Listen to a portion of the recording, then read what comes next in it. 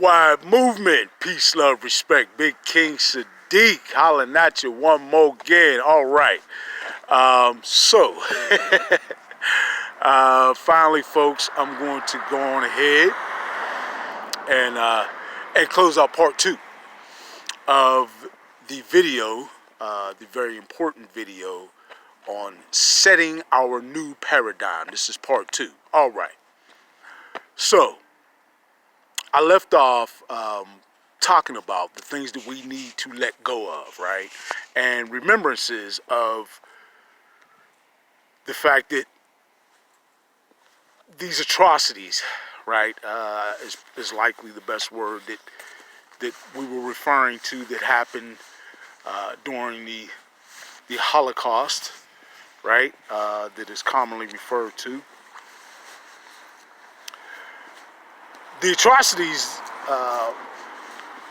that happened there indeed were committed against people of color as well, right? Folks who look like me were not welcome in Nazi Germany, right? And I say that with a smile, but again, this is in remembrance of the fact that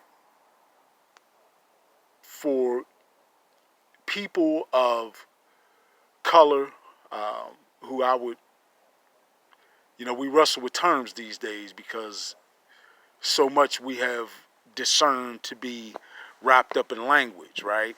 And certainly I have some issues with the term black, right? But highly melanated people, indigenous people, have suffered greatly on this planet. And that I was mentioning in Nazi Germany was certainly another example of not only have we suffered, but then we've suffered the indignation, right, of having our suffering lessened or the importance of it somehow lessened. And this is a fact, right? Went to Penn Hills Senior High School, went to a pretty diverse school district, but maybe not as diverse as maybe some inner city school districts. But I say that to say that we had a large population of quote unquote black students or highly melanated indigenous folks as students. And I recall how we had to sit there in history class, right, in many instances, and listen to how the life of a slave is somehow being romanticized to being actually not quite that bad, right? And they likened it unto the life of an indentured servant. Well, I think that we can have people do such a terrible injustice, right, to the atrocities that have been committed against highly melanated folks or indigenous people on this planet because of that mindset, right, of just sort of brushing over the atrocities as a way of lessening their impact, right, or a way of lessening, more importantly, a way of lessening their historical importance or reverence, right? When we talk about the Jewish Holocaust, we're made to do so in reverence. But anytime when we take and pause to really ponder how quote unquote black people, highly melanated or indigenous people on this planet have suffered at the hands of white people, Caucasian people, people of European descent who have done so under colonization and Nazi Germany and the incredible, unbelievable physical, mental, and spiritual ordeal of chattel slavery here in the United States. And the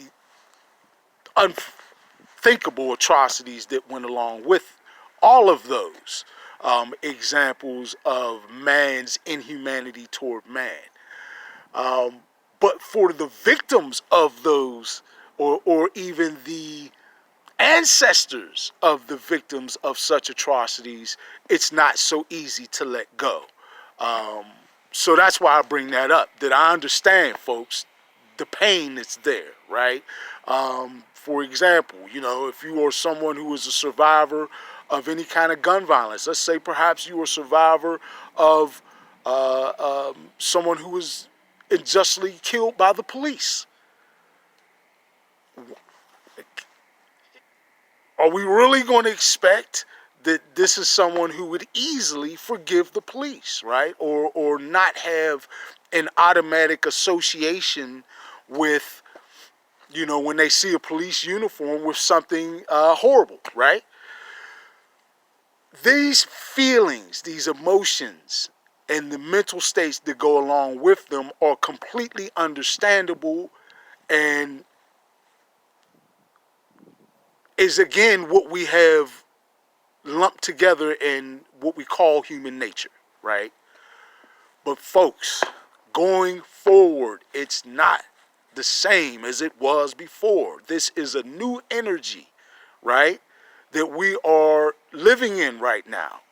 Our responsibility, our opportunity to set our reality moving forward, to set our new paradigm, is squarely on our shoulders. And we cannot create the kind of high vibrational frequency paradigm that we want to move forward into if we carry the same emotional and mental baggage with us. No matter how valid it is for us to feel that way, no matter how wrong the wrongs were that were committed against us, we cannot carry grudges and revenge and pain and even the victim mentality into our new paradigm. We cannot. We cannot. You cannot move forward into freedom while thinking like a slave, or feeling like a slave, or even the ancestor of slaves. We must completely embody what it feels like, right? Not just what we think of it, but what it feels like to be truly free and sovereign. Huh? That is the only way we will move forward. So, folks, if this steps on the toes of my highly esteemed, black, highly melanated indigenous scholars who make a living and have devoted their lives, right, unveiling many of these atrocities and injustices that have been committed throughout time against the highly melanated or indigenous peoples on this planet. I can understand it being difficult for you, saying, well, wait a minute, we know we're not going to let go of the past. We'll be lost going in the future. Folks, we got that wrong. You're not lost if you're charting your own way. If you set your destination, you can't be lost, right? We don't need the past to steer us anywhere. We set our direction. Huh? Let me say that again. We do not need the past in order to set our direction forward. All we need from the past is the lessons learned from the experiences that make up the past. All we need from the past to go forward is the accumulation of wisdom that we have had the opportunity to obtain through the lessons learned through the experiences of the past. That's all we need, folks. We do not need the pain. We don't need the revenge. We don't need hate. We don't need grudges. We don't need victimization. We don't need to feel like victims. We need to move forward in freedom and solidarity and as sovereign beings, right? This is what collectively we have to embrace. And in doing so, we snatch back our freedom and our sovereignty from the socio-economic elite who have had us living in thousands of years fighting each other, distracted, right? Distracted, fighting each other while they sit back and rule the world. All that is over. That paradigm is gone. But we have to now step up in sovereignty with free-thinking minds, right? In sovereignty with free-thinking minds, we have to determine and chart our course forward and establish our new high vibrational frequency paradigm without the wars that we have thought to be so commonplace that life on this planet cannot go on without wars. Folks, it can. It can. It's a choice. It's a choice. And we can choose to not live like that anymore. We've gotten so commonplace with man's inhumanity toward man that we think it just can't be any other way. The streets is cold, right? Ain't no love in the hood, right? No love in the cold boardrooms where the corporations decide and make shrewd decisions that impact the lives of millions and many times not in a good way. All these are examples of negativity and low vibrational frequency energy that is a part of and are characteristics of the old paradigm that is gone. Folks, you must cognize that. I'm no longer going to say it's fallen like giant shards of broken glass and there's just remnants left. There's nothing left except what you bring with you into the future. A future that you choose. Folks, we can and must set our own paradigm. We can and must move forward in sovereignty with free thinking minds. We can do it. We have to do it. Now's the time. The energy is right. We're all starting to shine bright. The energy is now. Welcome to the new high vibrational frequency paradigm.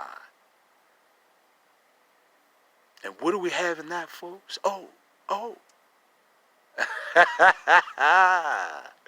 We have the worldwide movement. Peace, love, respect. Big King Sadiq. I love you all. Let's continue this movement. Continue to spread the word, right? Worldwide movement. Peace, love, respect. Big King Sadiq, I'm out.